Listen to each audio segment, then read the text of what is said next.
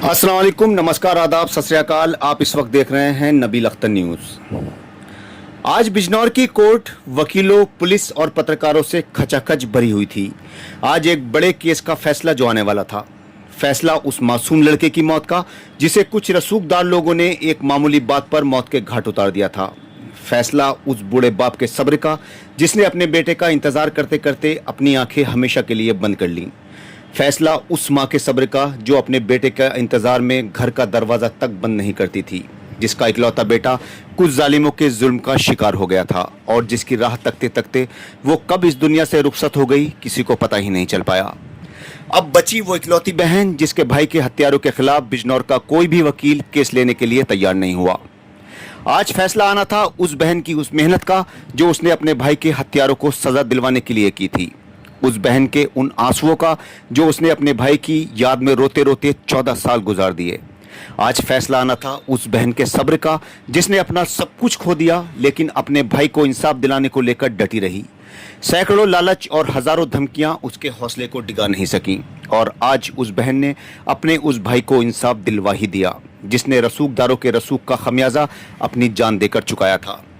आज कोर्ट ने उन 7 आरोपियों को उम्र कैद की सजा सुना दी जिन्होंने साल 2012 में अपने माँ बाप के इकलौते जिगर के टुकड़े को उनसे छीन लिया था और उसकी लाश भी गायब कर दी थी। ये रात थी 19 दिसंबर 2012 की, वो रात जिस रात में शहर के बीचों बीच स्थित शहनाई बैंक्वेट हॉल में महाराजा अग्रसेन जयंती मनाई जा रही थी। इसी प्रोग्राम में आने के लिए परबल अपने घर से निकला था। उसे उसकी मां ने हंसी खुशी विदा किया था। उन्हें क्या मालूम था कि यह विदाई परबल की आखिरी विदाई होगी।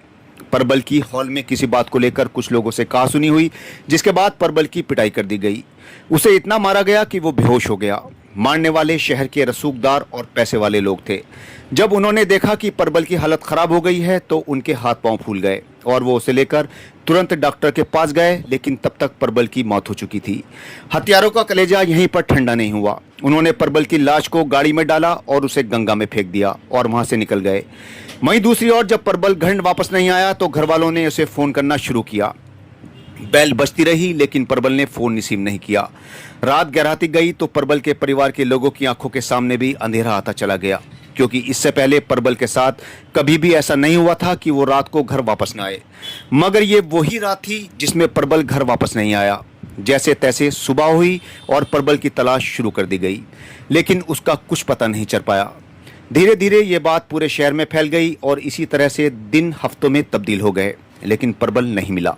लोगों में इस बात को लेकर गुस्सा फैल गया कि पुलिस परबल को ढूंढने में लापरवाही कर रही है, जिसके बाद शहर में कैंडल मार्च तक निकाले गए। जिन्होंने परबल को मारा था वो तो आरोपी थे ही, लेकिन इनमें आरोपी वो डॉक्टर भी था जिसके पास ये लोग परबल को लेकर गए थे। शहर में किसी को नहीं मालूम था कि परबल के साथ ऐसा हादसा हो गया है, लेकिन डॉक्टर को तो मालूम था। लेकिन डॉक्टर ने अपना मुंह नहीं खोला और परबल की तलाश जारी रही। इसी तरह से 1 महीने का वक्त बीत गया।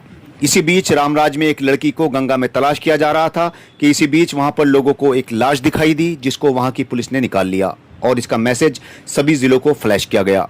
बिजनौर पुलिस ने भी इस मैसेज को देखा और परबल के परिवार को रामराज ले जाया गया, जहां पर परबल के फादर ने उसकी पहचान परबल के रूप में की। हालांकि पुलिस उसे परबल की लाश मानने को तैयार नहीं थी, क्योंकि 1 महीने में लाश की पहचान लगभग खत्म हो चुकी थी। लेकिन परबल के पिता ने कहा कि परबल के पैर की एक उंगली दूसरी उंगली पर चढ़ी हुई है। जब परबल का मोजा उतार कर देखा गया तो वो परबल ही निकला। इसके बाद बिजनौर में परबल के हत्यारों की तलाश तेज हो गई और पुलिस ने शहनाई बैंक्वेट हॉल के सीसीटीवी फुटेज और आसपास के फुटेज खंगालने शुरू कर दिए। इसके बाद बिजनौर के कई रसूखदारों के नाम सामने आए जिनके खिलाफ पुलिस ने रिपोर्ट दर्ज की। इस बीच पुलिस पर कुछ लोगों के नाम निकाल दिए जाने के आरोप भी लगे। अब बारी थी हत्यारों को सजा दिलवाने की।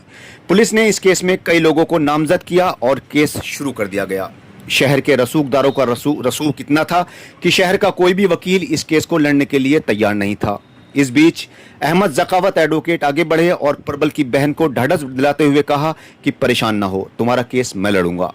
हालांकि अहमद ज़कावत जानते थे कि परबल की बहन प्राची के पास उनकी फीस देने तक के लिए पैसे नहीं होंगे, लेकिन उन्होंने प्राची का साथ दिया और उसका केस पूरे दिलो जान से लड़ा और 14 साल तक की गई जद्दोजहद के बाद आखिरकार 29 जुलाई 2026 का वो दिन आ ही गया जब कोर्ट ने परबल के मौत के जिम्मेदार संजय गुप्ता एडवोकेट, विनय अग्रवाल, अपूर्व अग्रवाल और निखिल अग्रवाल अनुज अग्रवाल, राहुल गुप्ता, आशीष उर्फ आशु को कोर्ट से ही गिरफ्तार करने का आदेश दे दिया और फैसला 31 जुलाई 2026 को सुनाए जाने की बात कही। आज कोर्ट ने अपना फैसला सुनाते हुए इन सभी को उम्र कैद की सजा और 1 लाख के जुर्माने की सजा सुनाई है। अब इनको अपनी बाकी की जिंदगी जेल की सलाखों के पीछे ही गुजारनी होगी। मैं प्राची अग्रवाल, आज मेरे जजमेंट के से मैं बहुत हैप्पी हूँ, खुश हूँ कि जज साहब ने हर चीज़ को बारीकी से देखा। भाई तो मेरा चला ही गया, बहुत तड़प के गया, और मेरे पापा भी उसकी याद में मेरे सामने ही बहुत तड़प के मरे थे। तो जो जजमेंट मिला आज, शायद वो होते तो अलग ही बात होती और ना इतना टाइम लगता, लेकिन जज साहब ने बहुत अच्छा जजमेंट दिया और ऐसा लगा कि हाँ, भगवान भी कोई चीज़ है।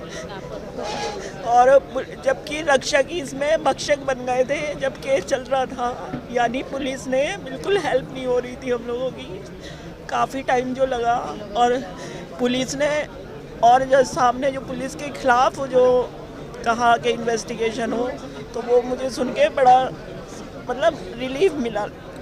14 साल बाद आपको इंसाफ मिला है। हाँ, 14 साल बाद आपको इंसाफ मिला जी, है। कितनी जी। आपको परेशानी झेलनी पड़ी थी? बहुत परेशानी रही, बहुत मेहनत भी करी, इतना पैसा भी नहीं था, बाहर से आना जाना अकेली में। और 2016 में मेरी शादी हुई तो हस्बैंड भी थोड़ा सपोर्ट करा, लेकिन ये है कि अकेले एकदम बैठे रहना कोर्ट में सुबह से शाम तक, फिर कहना अगले दिन डेट लग गई। काफ़ी परेशानी तो झेली, और कोई भी यहाँ पे वकील खड़ा होने को तैयार नहीं होता था इन लोगों के सामने। कई तो इसमें स्टार्टिंग में वकील चेंज हुए, फिर आफ्टर करोना के बाद से, करोना तक तो जंगाला साहब थे, सतपाल जंगाला, और उसके बाद से फिर ये अहमद जकावत सर मेरे केस को पकड़ लिया था फिर, लेकिन परेशानी तो बहुत झेली। इनमें 7 मुल्ज़िमान को आजीवन कारावास और सबके जो है तकरीबन 1.25 लाख रुपए का जुर्माना और एसपी के और तत्कालीन एसपी और तमाम जितने जो उस टाइम विवेचक रहे उनके और सीओ के खिलाफ जो है कानूनी कार्रवाई होगी। इसका आदेश कर दिया गया है। डीजीपी के यहाँ उसका लेटर पहुँचेगा और उसके बाकायदा उसके ऊपर जो है वो बैठेगी। पीड़िता थी, उनके लिए क्या आदेश? उनके लिए ये आदेश हुआ है कि उन्हें 90% जो फाइन इम्पोज किया गया है उसका 90% जो है वो पीड़िता को दिया जाएगा। बाकी के जो और इसमें जो शामिल थे जिनका हाई कोर्ट के अंदर केस पेंडिंग है, 319 की रिवीजन पेंडिंग है, वो जिस दिन तय हो जाएगी फिर उनके खिलाफ आगे वो कानूनी कार्रवाई चलेगी। क्या पूरा मामला था ये मामला ये था कि सन 2012 के अंदर 19-12 में शहनाई बैंक्वेट हॉल के अंदर एक प्रोग्राम था अग्रसेन जयंती का। उस प्रोग्राम के अंदर हुआ ये कि उस प्रोग्राम में प्रबल गया हुआ था, वहाँ पर किसी बात के ऊपर वो हुई और उस बात के ऊपर इन लोगों ने उसे बुरी तरीके से मारा था, पीटा, और उसे उठाकर जो है जब वो मर गया उसे उठाकर उसकी लाश ले जाकर जो है गंगा में फेंक दी गई और लगातार मिसगाइड करते रहे, धोखा देते रहे। उसके उपरांत वो वहाँ पर जो है 2 लोग जो है वो अपनी बहन, उनकी बहन जो है भंवर में फंस गई थी, उसकी लाश को ढूंढ रहे थे। उनका नाम था अरविंद और परवीन, वो अपनी बहन को ढूंढ रहे थे। तो वहाँ पर जो है उसकी लाश पड़ी हुई मिली, प्रबल की लाश पड़ी हुई मिली। उसकी जेब से सिम निकाला गया, उस सिम से जो है जैसे कांटेक्ट किया गया, मोबाइल में से सिम निकाल के जैसे कांटेक्ट किया गया वो प्राची को मिला। ये 25 दिन के बाद लाश मिली थी और लाश मिली थी हस्तिनापुर से। लाश गली सड़ी अवस्था के अंदर थी क्योंकि उसको डाला ही ढंग से गया था, लेकिन लाश की एक बड़ी स्पेशल पहचान थी।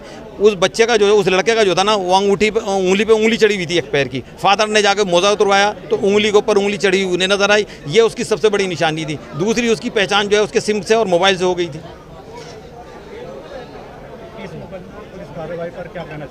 पुलिस कार्रवाई बड़ी शिथिल थी और बहुत कमज़ोर जो है नी केस डायरी दाखिल की गई थी ताकि मुकदमा चल ना सके और ये मुकदमा जो है ख़त्म हो जाए। इसी वजह से जो है उसमें इतने छेद कर दिया गया था कि ये कश्ती चलने लायक थी ही नहीं। ये हमारी ये पीड़िता का प्रयास था और हमारी मेहनत थी जो उसको वहाँ तक, और जज साहब की सोच के लिए मैं इस बात के लिए कहूँगा कि उन्होंने बारीकी से उसे पढ़ा और पढ़ने के बाद उस चीज़ को देखा और उन कमियों को समझ गए कि ये सारी कमियाँ की गई भी पुलिस की हैं, इस वजह से जो है पुलिस के खिलाफ कार्रवाई की। बता दिया गया इस चीज़ के बारे में सबको पता है कि 14 साल पहले 19/12/2012 को कृष्ण जयंती के प्रोग्राम में सनाई वेंकट हॉल में एक बच्चे की अपहरण के बाद हत्या कर दी गई थी और उसके सब को जो गंगा में फेंक दिया गया। उसके बाद इसमें कई सारे विवेचकों द्वारा विवेचना की गई।